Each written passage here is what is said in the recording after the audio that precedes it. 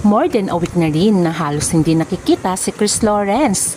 Ayon nga kay Kat ay meron itong sakit kaya nga dinalaw nga nila ni Katie noon at dinalhan ng pagkain. Si Chris ngayon ay namamaga ang muka ayon kay Kat pero pagaling na ito. Kaya naman marami ang nagulat dahil mismo si Katrina na ang pumunta sa bahay ni Chris Lawrence. Dati-dati kasi kasama niya lagi si Katie at kasama niya rin ang kanilang team. Pero ngayon ay mag-isa na siyang pumunta kay Chris Lawrence dahil nga may sakit pa ito. Kaya nakakatuwa dahil nandun pa rin naman pala ang pagmamahal ni Kat at ang concern niya kay Chris. At mukhang nade-develop na muli ito kay Chris Lawrence dahil super ang concern niya dito dahil may sakit ito at nagdadala talaga siya ng mga pagkain. Ating alamin ang kanilang sweet moments na magkasama. O diba nakakatuwa, kaya na nga pala ni Kat na pumunta sa bahay ni Chris without Katie. Ating panoorin.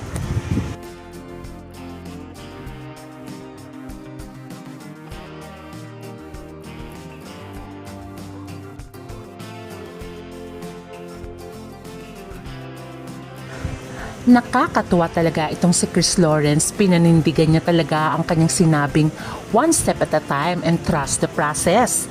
Dahil nga inamin niya ito mismo sa kanyang kaibigang reporter na nasa stage sila na nililigawan niya pa lang si Kat. Hindi pa sila magkarelasyon. Pagkos ay bumalik na ang tiwala. Kaya unti-unti na rin babalik ang pagmamahal nila sa isa't isa. Aminado naman si Chris na mahal pa rin niya si Katrina. Kaso si Kat ay medyo nag-aaninlangan pa. Kaya nga yan nililigawan ito si Kat. Pero unti-unti na rin bumibigay si Kat dahil sa pagmamahal na pinapakita ni Chris Lawrence. Inamin niya nga sa kanyang interview noon. Ayon nga sa interview ni Kat, ay mas maalaga ngayon daw si Chris Lawrence compare noon. Kaya nga natutuwa siya dahil nga mas pinapakita niya ang pagmamahal niya ngayon at mas matured na nga sila pareho. Kaya naman yung request ni Katie talaga na sana magkabalikan ng kanyang papa at mama ay mukhang nangyayari na. Dahil kita mo naman kung gaano kaalaga si Chris Lawrence. O diba nakakatuwa, sinusubuan niya talaga si Kat at talagang pinagsisilbihan niya ito dahil kahit sa mga groceries ay sinasamahan niya ito talaga. O diba, pag tinignan nyo nga silang dalawa parang silang husband and wife, kulang na lang talaga ang kasal. At ayon pa nga kay Kat ay lagi daw nandiyan si Chris Lawrence, araw-araw silang magkasama. Unless na lang may shooting siya. Pero pag siya ay merong shooting, ay dumadalaw pa nga itong si Chris Lawrence para dalan siya ng pagkain. At kung hindi naman, ay tumatawag ito sa kanya. At syempre si Chris Lawrence ang nag-aalaga kay Katie pag wala si Kat. Kaya kita mo talaga na masaya sila pag sila ay nagbabanding. Nito lamang lately ay hindi nga nakakasama nga itong si Chris Lawrence dahil may sakit siya. Pero take note, ang pumupunta sa kanya ay si Katie at si Kat. Kaya naman nakakatuwang makita sila na tulad ng request ni Katie, gusto niyang magkasama ang kanyang mama at papa sa isang kama. Which is unti-unti nang natutupad dahil ang ganda talaga nilang pagmasdan pag sila ay buo. Kaya siguro tama rin si Chris, unti-unting mangyayari yun. At nito nga lamang, may sakit pa rin si Chris Lawrence ay pumunta nga si Kat at si Katie para bigyan nga ng supplements itong si Chris at para nga ipagluto rin si Chris.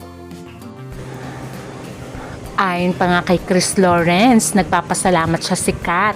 Napapadali daw ang kanyang pagaling dahil may concern sa kanya at nagmamahal. At lalong natuwa si Chris nang pati ang mama ni Kat ay pinuntahan din siya para kumustahin dahil nga nagkasakit siya. Kaya nga sabi nga nitong si Chris Lawrence, ang bahay nga daw niya o ang kondo niya ay nagiging pamilya at parang home dahil nandun ang mga tamang taong nagmamahal sa kanya at minamahal niya. O diba, ang sweet, sana nga talagang magkatuluyan na sila alang-alang kay Katie at para mabuo na ang KKK family. Tulad nga ng sinabi ni Kat na maalaga daw talaga si Chris Lawrence, inaalagaan sila ni Katie. At hindi lamang yon, inaayos ang bahay nila.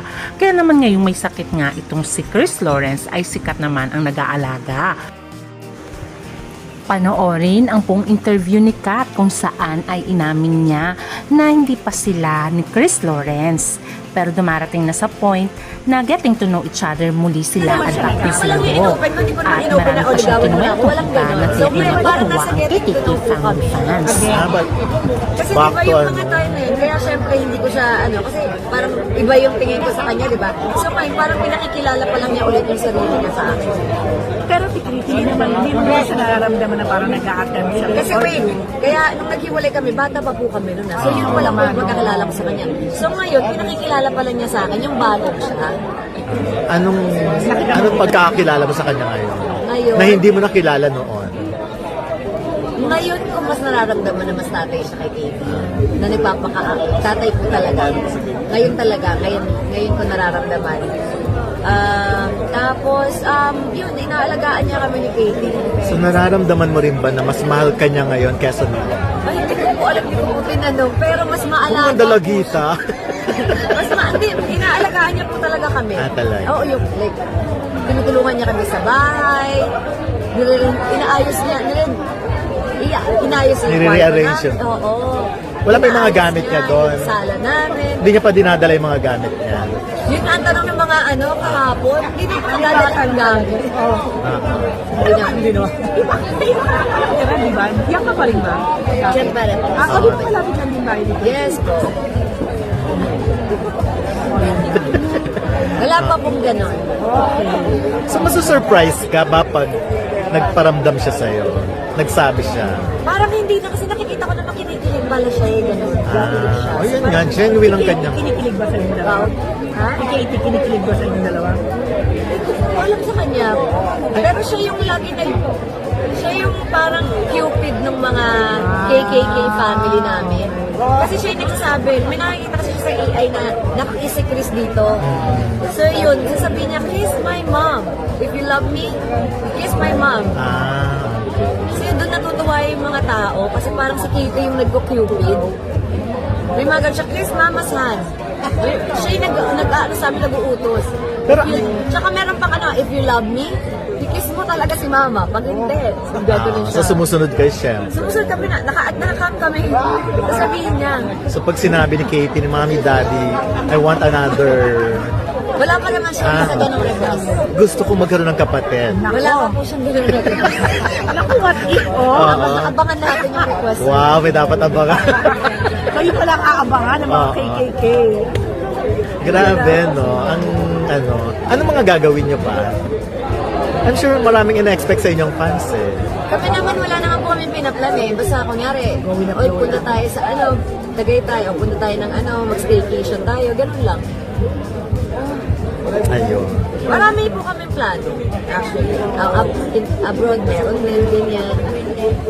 Pero mag-abroad kayong dalawa? May show kayo? Marami po kami inquiry. Kaya nga, yung sabi sa'yo na buong niyo. Kayo kakay naging love. Ngayon kayo naging love. Hindi naman. Ganyan po nga po, ang dami po talaga. Ang talang dati parang may mga kontra pa, ngayon naman push ng push. Diba? O, diba? Mas maganda na rin yung paunti-unti na pinapakilala muna ni Chris Lawrence ang sarili niya kay Kat at ganun din si Kat. Para nga mas maganda na sigurado na pagdating ng araw at wala nang hiwalayan pang mangyayari. At for sure sa kasalan mauuwi. Siyempre kung maalaga din si Chris Lawrence ay ganun din si Kat sa pag-aalaga niya kay Chris. Ngayong may sakit ito, siya ang nagdadala ng pagkain, nag-grocery for Chris sa kondo niya. At take note, pumunta siyang mag-isa sa condo unit ni Chris without Katie. Panoorin ang video, kita mo nga nandun na siya sa condo ni Chris. Nadala natin siya ng bird's nest and palabok. Meron pa ba tayong dadalhin sa kanya? Wala bang nagpadala? Ayun! Meron din nagpadala nga pala. Wait. Nasa ref. Hindi natin dadalhin lahat ng palabok kasi mabilis masira ang palabok. Siya lang mag-isa po doon. Dala lang tayo na makakain. Anong dinner niya? Ito na yun. Nakakatuwa si Kat dahil marami nga siyang dinadala para daw gumaling agad si Mr. B. Siyempre, nagdala tayo ng cherry tomatoes, blueberries. Ibigay na lang natin sa kanya ito. Mas kailangan niya for healing. Kaya ayun na nga, napasugod muli itong si Katrina sa bahay at kondo ni Chris Lawrence para nga magdala nga ng pagkain. At pansin nyo pa na nag-grab na lamang siya para lang makapunta kay Mr. B at para maghatid ng pagkain. Talagang wifey material na talaga itong si Kat. At talagang pinagsisilbihan niya na ang kanyang husband-to-be na sana nga ay mauwi na nga sa kasalan. At talagang meron talaga silang moments together. At ang saya-saya lamang nilang dalawa pag magkasama. Sana nga tuloy-tuloy na ito hanggat nandito pa si Chris Lawrence. Dahil for sure ay aalis na naman ito patungong Amerika para series of shows. Swollen, pero bumabalik na yung face niya. Taste test. Samahan mo ng chicharon, Chris. Ito, oh. Hindi ako makain ng pork. Ay, sorry naman. Tanggalin mo na lang. Pero sige, Oh, diba? Sabi ko para sa'yo. sa'yo.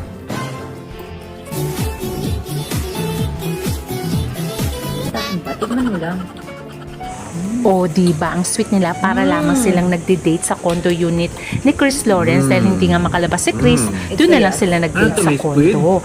Sana nga talaga ay sa kasalan mauwi ang kanilang relasyon at sana nga magkabahay sila dahil yun naman talaga ang wish ni Kat na magkaroon sila ng bahay, ang KKK family house. At syempre nakakatuwa dahil meron na silang KKK family van na gagamitan nila pag sila ay nag-out of town para kumpleto na sila sa isang van lang. At sa susunod, sabi nga ni Chris, for sure ay ang bahay na ang susunod bago siya mag-propose kay Katrina Halili. Dapat kumpleto na ang lahat. Kaya itong ating aabangan. O, diba? Ang saya lamang ng KKK family. Hanggang sa muli, please don't forget to like, share, and subscribe. Bye!